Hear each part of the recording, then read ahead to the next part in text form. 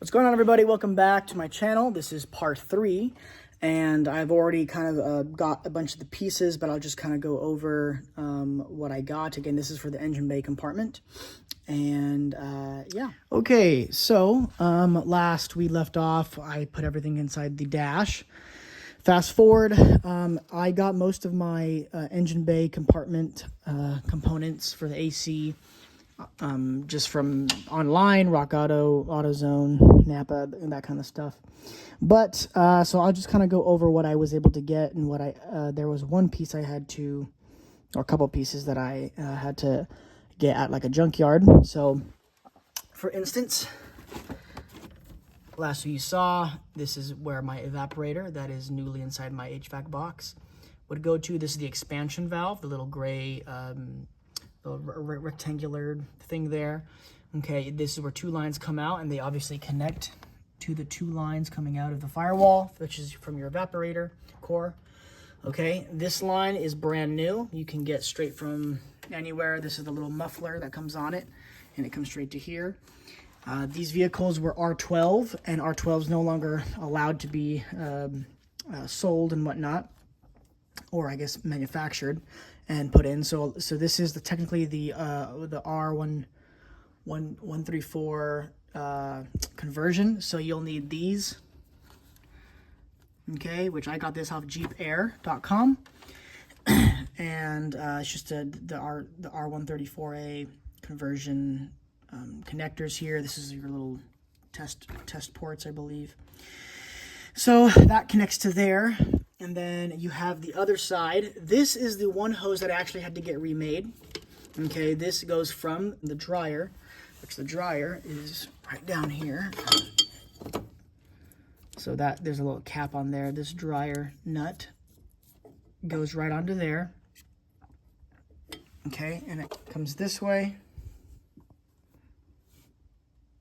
And this is actually a new hose. So I'm gonna cut to a video of when I went to the junkyard and I got that hose, and then I'm going to jump forward to when I removed it, and then obviously this is the end result of what it looked like now. Let's see if we get this other. Okay, so I have that piece. This is the dryer. Okay, you have this piece that's got the cover on it. I'm going to cut this and take this connector here in case. It looks like that wire comes all the way back into the main harness back here.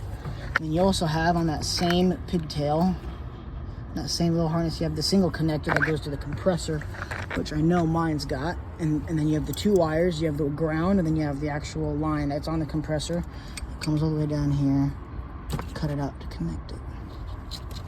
That connects to this. Got the hose. Goes to the evaporator from the dryer. Only thing is, this guy is really stuck in there. I almost started stripping this nut, so I've been soaking it with WD-40. So all of the fittings, the brass fittings, because this hose is not reproduced. You're not going to find this hose online to just buy. So that's why this piece and that piece with those fittings is crucial to have, and then in the hose you can get remade pretty easily. I think I got mine remade for like 70 bucks. Okay, with that being said, there is one piece that I still need to get, and I was an idiot for not getting it. But technically, when you're looking at the dryer inside of an old Donor XJ or MJ, there is this nut right here, and then there's this swivel piece, and then there's actually another adapter. Okay, that has like an O-ring little ferrule nut right there with threads on it. But this, the fitting that's right here is actually too small. Those threads does not match up with these threads. See how that ferrule nut's too big? It will not, and the threads on this nut is too. So there's actually a reducing type of transition fitting that is on, and that I also cannot find anywhere. So you'll likely need to. I'll need to go back to the junkyard and get that. That's just one little piece, just a little adapter piece that I gotta get before I can officially hook everything up. Okay, moving forward from that, obviously I have the compressor. You can get that brand new. And then the condenser is in here. You can't really see it. but there's a condenser that sits right in front. You have to kind of remove this top plate here, and there, right next to your radiator, the condenser will slide right in. Well, not very easily. Technically, the right way to do it is to remove your radiator completely.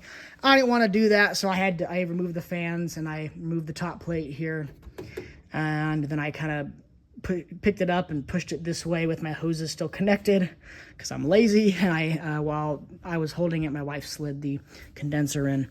There are two hoses that are formed, metal hoses that go in here. I had to remove the battery to do it, but here's one of the hoses that kind of wraps around the radiator and the condenser in there, and then that hose right there goes on the bottom. So there's a top hose, which is this one right here, that goes to the top of the condenser, and then there's the bottom one that's actually going to slide right there, and it goes straight, and it connects to the very bottom of the dryer. So the dryer has two ports. Again, there's the one up here that I need the transition fitting for, and then there's that bottom one, so that one's already in. All right, and then if you're not sure how to get this compressor in, there's a bracket that's actually right here. That's how it was. This is an AC delete. That's where the pulley, the old pulley sits. The pulley and the compressor are one. Okay. Obviously, to put this in properly, there's two bolts. There's one right there, and there's one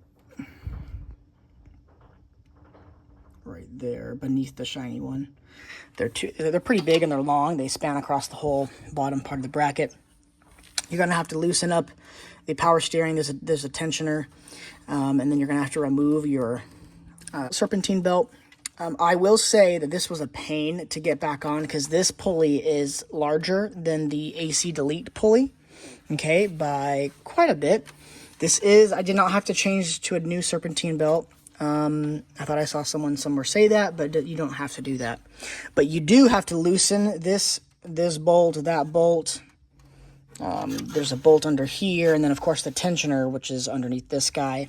And you also have to loosen that bolt, and then there's another bolt right beneath that. It's kind of a pain. It's probably a good hour process of, at least for me, really loosening it all the way, like as much as it can possibly loosen every single bolt without fully removing everything. That I was finally able to get this guy to go over it, and then I tightened it as much as I can, and then now it's in. It's been running good. So that's that, and that is pretty much it for the engine bay and like the hardware components for the AC. So condenser, you got the compressor, you got the two transition little fittings here for the R134A, and then you have this hose that you had to go get from a donor. At least I couldn't find it. And then all the other hoses, which is the two from the condenser, one that goes to the dryer, and then the other one that goes straight to here, because then you have this guy going to there. So other than that, there's 4 hoses you need total, and then you need the expansion valve as well.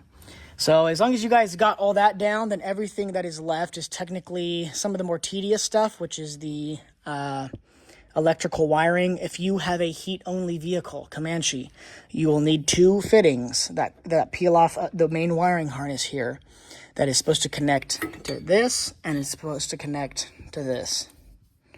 But mine doesn't have that. And plus other wires that communicate and relays and all that kind of stuff. So I'll see you guys in the next video. Thanks for watching.